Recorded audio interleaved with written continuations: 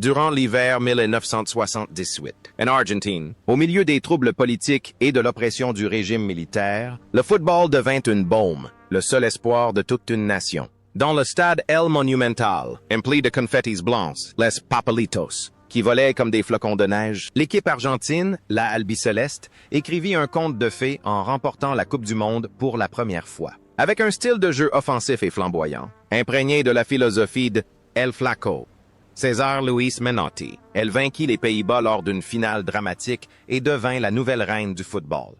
Mais lorsque le coup de sifflet final a retenti, lorsque les confettis ont été balayés, les héros de cette année-là sont revenus à la réalité. Près d'un demi-siècle s'est écoulé et le temps a tracé des destins différents pour les 22 jeunes prodiges de cette année-là. Certains sont devenus des légendes sur le banc de touche, d'autres ont vécu retirés du monde à la campagne, et d'autres encore sont devenus à jamais des étoiles dans le ciel de Buenos Aires.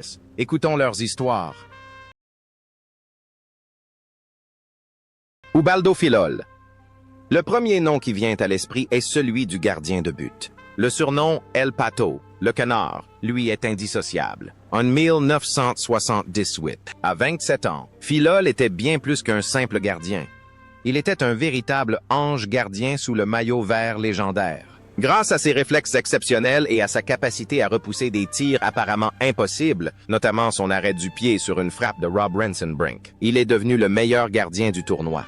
De plus, il représentait un soutien mental indéfectible pour une défense toujours prête à se porter à l'attaque. Après son apogée en 1978, Fillol poursuivit son illustre carrière dans de grands clubs comme River Plate, l'Atlético Madrid et Flamengo. Il joua sans relâche jusqu'à l'âge de 40 ans avant de raccrocher les gants. La vie d'El Pato, en dehors des terrains, était étroitement liée à son travail d'entraîneur des gardiens. Il se consacra corps et âme à transmettre son savoir-faire aux jeunes générations de River Plate et de l'équipe nationale. Dans la vie, Fillol est un homme calme, sérieux mais sensible. Il a vécu des épreuves difficiles, comme le vol de sa médaille de champion du monde à son domicile. Une douleur qui l'a profondément affecté, mais qu'il a surmontée en retrouvant son précieux souvenir. Aujourd'hui, à 73 ans, Ubaldo Fillol vit toujours avec une passion ardente pour le football. Il intervient régulièrement dans les médias pour analyser le poste de gardien de but. Bien que ses cheveux aient blanchi, le regard perçant du canard d'antan est resté intact. Il demeure une figure emblématique, un modèle pour tous les futurs gardiens argentins. Américo Gallego, alias El Tolo, 23 ans, est le rempart de la défense. Si les artistes s'attellent à la broderie, Gallego, Louis, Netway. Son style de jeu repose sur la force, l'agressivité et un talent exceptionnel en 1 contre 1. Il est le garde du corps de Kempes et Ardiles, celui qui n'hésite pas à accomplir les tâches les plus ingrates pour permettre à l'équipe de gagner. La carrière d'entraîneur de Gallego fut encore plus brillante que sa carrière de joueur. Il fut l'un des entraîneurs les plus titrés d'Argentine, remportant des championnats nationaux avec 4 clubs différents: River Plate, Independiente, Newell's Old Boys et Toluca au Mexique. Son style d'entraînement était aussi passionné et pragmatique que son style de jeu. Gallego était un homme direct et impulsif, mais respecté de ses joueurs pour son équité. Dans la vie, El Tolo est un homme sensible, toujours tourné vers sa famille. Après des années passées à se battre sur le banc de touche, sous une pression constante, il a choisi de prendre sa retraite. Aujourd'hui, à 68 ans, Américo Gallego profite pleinement de sa retraite. Bien qu'il soit moins présent dans les médias, l'héritage tactique et l'esprit combatif qu'il a laissé restent une source d'inspiration pour les futures générations de milieux défensifs.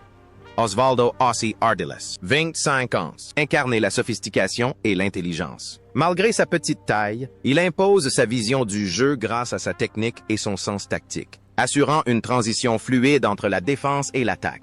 Juste après la Coupe du Monde, son arrivée à Tottenham Hotspur, en même temps que celle de Ricky Villa, a fait sensation en Angleterre et a ouvert la voie à l'arrivée de joueurs étrangers sur le sol anglais. La vie d'Ardiles en Angleterre fut riche en émotions, notamment pendant la guerre des Malouines entre l'Angleterre et l'Argentine en 1982. Il était déchiré entre ces deux patries, son pays natal et celui où il était aimé. Ardiles acquit également une certaine notoriété grâce à son rôle dans le film « À nous la victoire » avec Sylvester Stallone et Pelé. Après sa retraite sportive, il mena une longue carrière d'entraîneur en Angleterre et au Japon.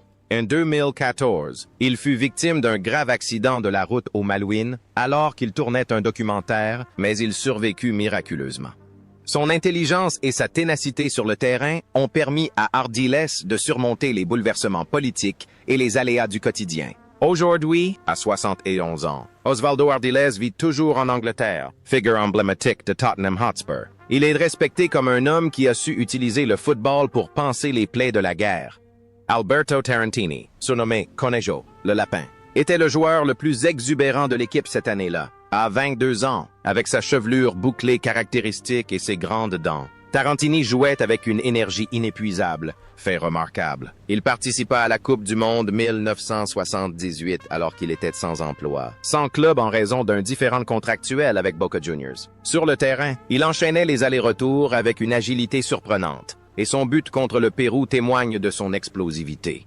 Après la Coupe du Monde, Tarantini a osé un pari audacieux, partir en Angleterre pour jouer à Birmingham City avant de retourner à River Plate. La vie de Conejo en dehors des terrains était aussi tumultueuse et débridée que sa chevelure. Connu pour son image de playboy, il était impliqué dans des scandales et menait une vie de fêtard. Cependant, avec le temps, Tarantini s'est progressivement assagi.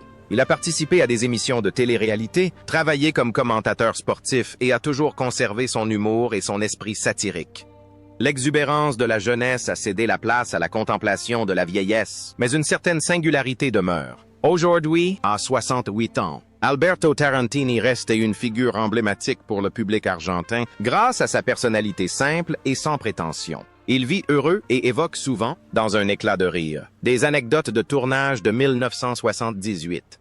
Louis Galvan, le défenseur central, formait une charnière centrale avec Passarella, mais si Passarella était le feu, Galvan était l'eau. À 30 ans, il dégageait calme et charisme sur le terrain. Son excellente lecture du jeu lui permettait de commettre rarement des erreurs. Lors de la finale, d'une tension extrême, son calme fut un ancrage solide qui empêcha l'Argentine de se laisser submerger par le tourbillon des émotions. Contrairement à nombre de ses coéquipiers qui ont choisi la célébrité, Galvan a opté pour une vie extrêmement discrète après sa retraite. Il a passé la majeure partie de sa carrière au Talleres de Cordoba, devenant une légende du club. Après avoir raccroché ses crampons, il n'a pas poursuivi de carrière d'entraîneur professionnel, mais est retourné travailler auprès des jeunes et dans des projets communautaires dans sa ville natale. Il a notamment ouvert une école de football où il enseignait aux enfants non seulement à jouer au football, mais aussi à devenir de bonnes personnes. Il a vécu paisiblement auprès de sa famille, loin du tumulte des médias de Buenos Aires. Son humilité sur le terrain se reflétait parfaitement dans sa vie privée. Héros discret, il était convaincu que la valeur d'un homme résidait non dans la gloire, mais dans la sérénité. Aujourd'hui, à 76 ans, Louis Galvan coule une retraite paisible à Cordoue, toujours affectueusement surnommé Monsieur Football par les habitants. Mario Kempes. Impossible d'évoquer l'Argentine de 1978 sans mentionner cet attaquant, surnommé El Matador. Il est devenu, à 23 ans, l'âme et le cœur de toute l'équipe, l'attaquant vedette. Auteur de 6 buts, dont un doublé en finale, il est sacré meilleur buteur et meilleur joueur du tournoi. Véritable héros national, Kempes a fait vibrer le cœur de millions d'Argentins. La carrière de Kempes en club fut un long périple, de Valence, où il était vénéré comme une légende vivante, à des aventures en Autriche, au Chili et même en Indonésie, avant de prendre sa retraite à 41 ans. Kempes tenta sa chance comme entraîneur, mais sans grand succès. Il trouva cependant sa seconde chance aux commentaires sportifs. Sa voix grave et passionnée ainsi que ses analyses pointues sur ESPN sont devenues familières au public latino-américain au fil des ans. Kempes a également frôlé la mort lorsqu'il a dû subir une grave opération à cœur ouvert en 2014. Mais le courage d'un gladiateur lui a permis de vaincre la maladie. Aujourd'hui, à 69 ans, Mario Kempes vit heureux aux États-Unis, où il travaille et s'épanouit dans son rôle de légende vivante, d'ambassadeur mondial du football argentin. Oscar Ortiz, 25 ans, est l'ailier gauche polyvalent de l'équipe. Pourtant, le numéro 6, Ortiz est un pur ailier. Il évolue près de la ligne de touche, dribble avec aisance et centre avec précision. Bien que moins connu que Kempes ou Bertoni, le rôle d'Ortiz dans l'étirement du bloc adverse est irremplaçable dans le système de Menotti. Après le triomphe de 1978, Ortiz a continué à jouer pour River Plate, Huracanes Independiente.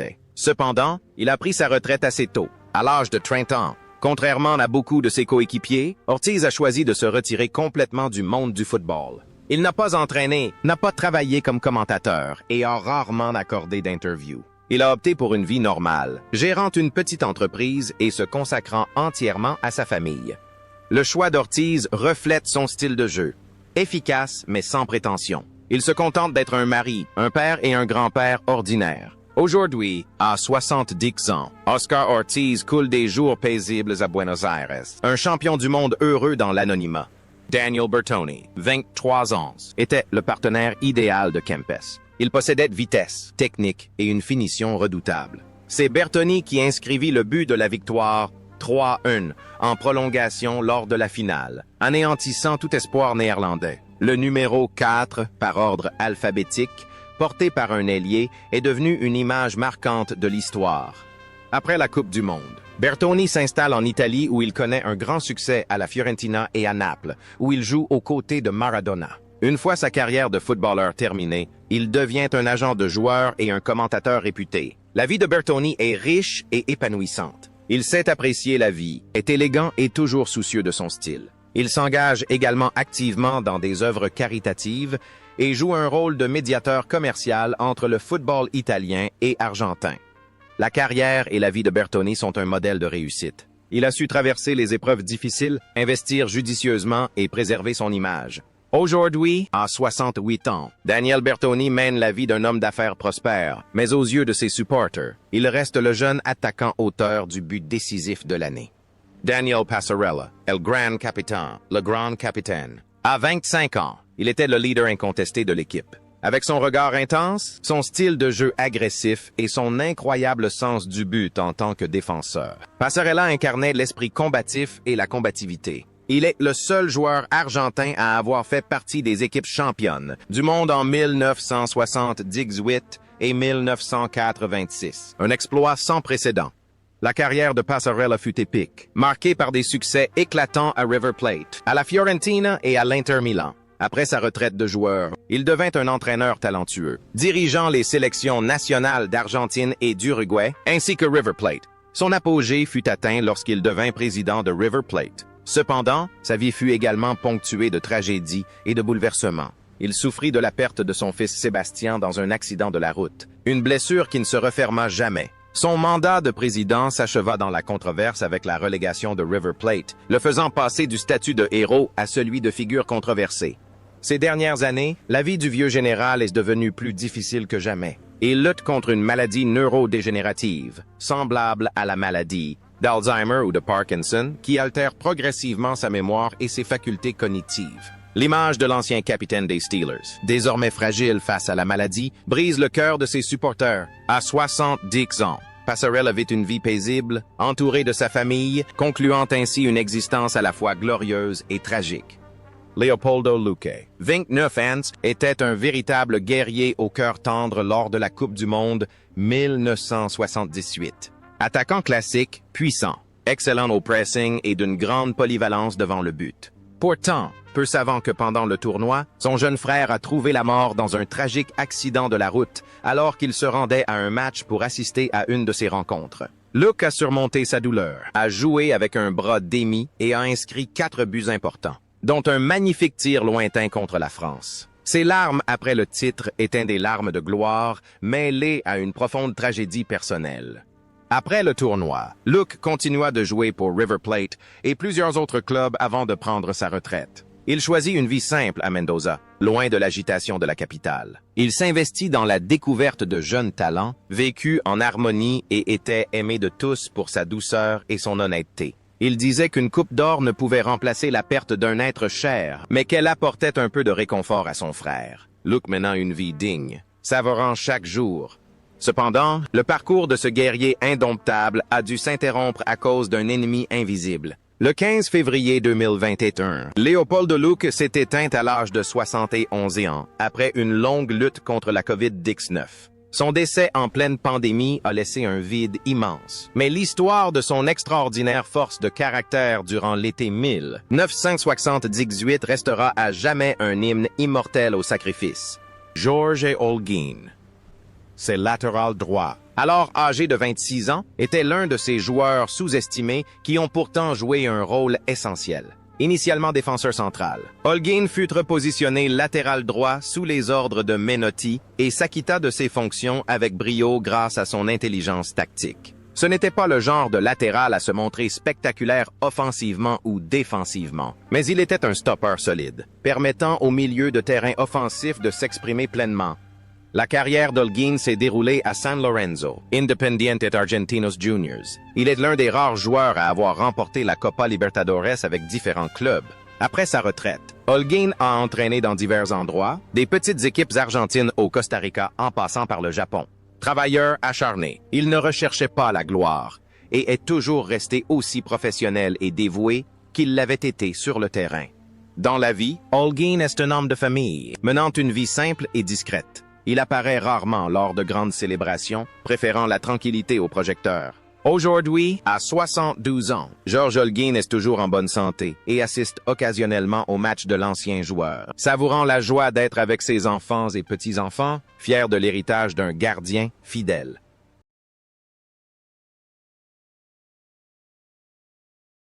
José Daniel Valencia, 22 ans, est considéré comme le protégé de l'entraîneur Menotti. Petit par la taille, mais extrêmement agile et intelligent. Valencia, surnommé El Rana, la grenouille, est un joueur qui change la donne. Il est un symbole du football cordouan, berceau de grands artistes du ballon rond. Bien que sa titularisation à la place de Boschini ou Alonso ait suscité la controverse, Valencia a sous-couvert sa valeur par son assiduité et sa créativité. Valencia a passé toute sa carrière au Thaler et de Cordoba. Il aimait tellement son pays natal qu'il a refusé une offre du Real Madrid pour rester en Argentine. Après sa retraite, il a continué à vivre et à travailler à Cordoba, participant à la formation des jeunes et œuvrant comme ambassadeur du club. Sa vie était emplie de joie et d'affection de la part des habitants. C'était un homme simple, plein de tendresse, toujours reconnaissant de ses racines. Aujourd'hui âgé de 68 ans, José Daniel Valencia reste une idole à Cordoue. Il mène une vie simple, organisant régulièrement des matchs amicaux et racontant aux enfants les jours de gloire de 1978. René Houseman, surnommé El Loco, le fou, est le génie du football argentin le plus excentrique. À 24 ans, Houseman possède un talent technique tel qu'on le surnomme la Garrincha du tango. Élevé dans une villa misérable, Houseman joue au football avec un instinct sauvage, débordant d'improvisation et sans se soucier des règles. Sur le terrain, il est une véritable source de joie, capable de dribbler les défenses adverses simplement parce que ça lui plaît. Mais la vie de Houseman fut une tragédie d'autodestruction.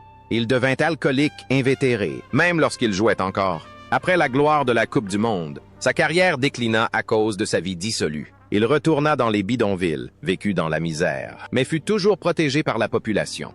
Houseman était un homme du peuple, indifférent à la gloire et à la fortune, et prêt à boire avec quiconque le reconnaissait. Malgré sa vie difficile, il conserva toujours le sourire innocent d'un enfant.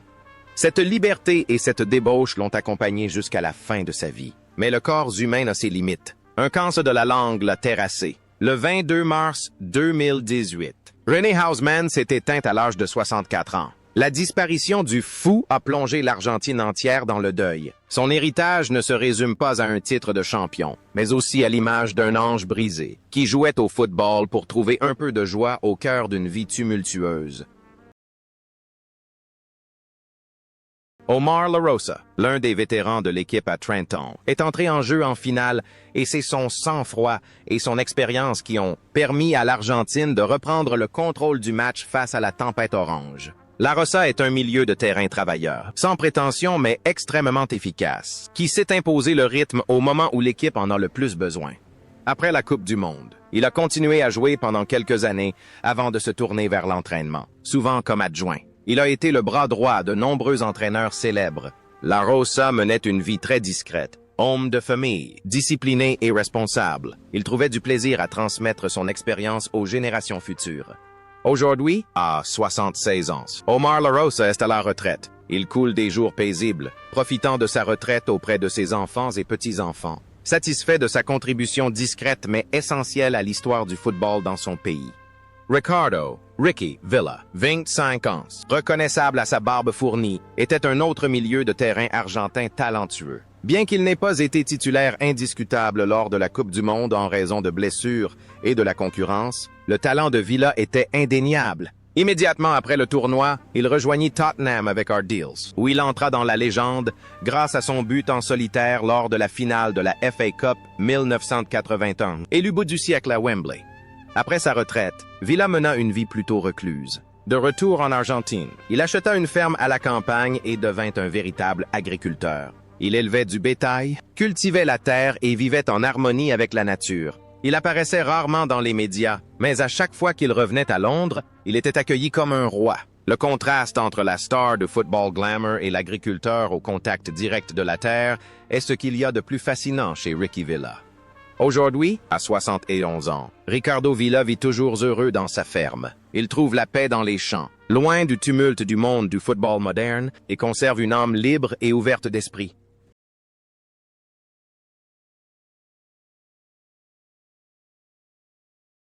Norberto Beto Alonso, 25 ans, est l'idole numéro 1 de River Plate. La question de savoir s'il doit être remplacé par Kempes ou Valencia fait l'objet d'interminables débats. Alonso porte le numéro 1 en raison de son code A, possède une technique exceptionnelle et un pied gauche magique. Bien que son temps de jeu ait été limité par les blessures, le talent d'Alonso est un atout majeur de l'équipe championne. Après 1978, Alonso a continué à remporter de nombreux titres avec River Plate, devenant l'un des plus grands joueurs de l'histoire du club. Après sa retraite, il s'est investi dans la politique, la gestion et les affaires du football. Alonso était connu pour son franc-parler, parfois arrogante, et son caractère bien trempé. C'était une forte personnalité qui ne baissait jamais la tête. À 71 ans, Beto Alonso demeure une figure emblématique de River Plate. Il intervient régulièrement dans les émissions de commentaires sportifs, livrant des analyses incisives et pertinentes, fidèles au tempérament d'une grande star intemporelle. Miguel Oviedo, 27 ans, est un joueur polyvalent pour l'équipe. Grand et costaud, il peut évoluer en tant que milieu défensif ou défenseur central. Oviedo est l'atout stratégique de Menotti pour renforcer la défense en cas de besoin. Sa carrière est indissociable de Talleres de Córdoba, où il est considéré comme une légende. Après avoir raccroché ses crampons, Oviedo choisit une vie paisible dans sa ville natale de Cordoue. Il travailla pour la municipalité dans le secteur des sports communautaires. Humble et dévoué, il était toujours prêt à rendre service. Sa vie, sans grande turbulence, reflétait la sérénité et la sécurité que lui offrait son style de jeu. À 73 ans, Miguel Oviedo coule une retraite paisible. Il reste en contact étroit avec ses anciens coéquipiers, notamment ceux de Córdoba, avec lesquels il évoque régulièrement leurs souvenirs.